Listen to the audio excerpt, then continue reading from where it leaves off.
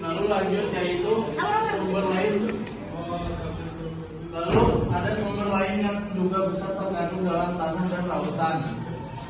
Lalu ada lagi, meskipun sumber nitrogen sedemikian melimpah di atmosfer, nitrogen seringkali menjadi nutrit pembatas dalam pertumbuhan tanaman.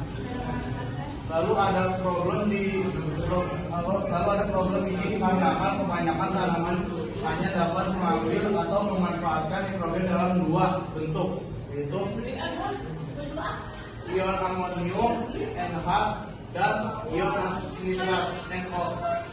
Yang keempat, tanaman paling banyak memiliki nitrogen dalam bentuk nitrat inorganik dari masukan. Yang kelima, amonium digunakan dalam jumlah sedikit karena dalam jumlah besar dapat berakibat toksik. Hewan-hewan mendapatkan nitrogen dengan memakan bagian dari materi organik, organisme hidup ataupun yang mati untuk metabolisme tumbuh dan berkembang biak. Selanjutnya ada penyamaan nitrogen yang dimanfaatkan tumbuhan.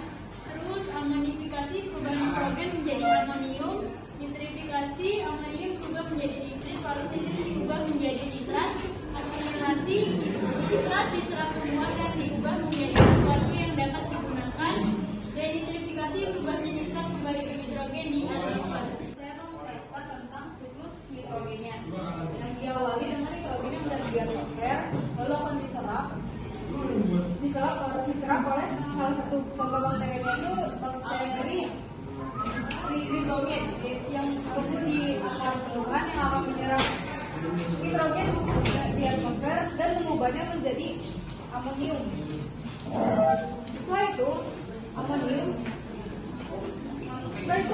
akan dirubah menjadi nitrit, yang dimana amonium berubah menjadi nitrit ini merupakan siklus nitrifikasi. Nah, amonium berubah menjadi nitrit bisa dikarenakan oleh bakteri Nitrosomonas.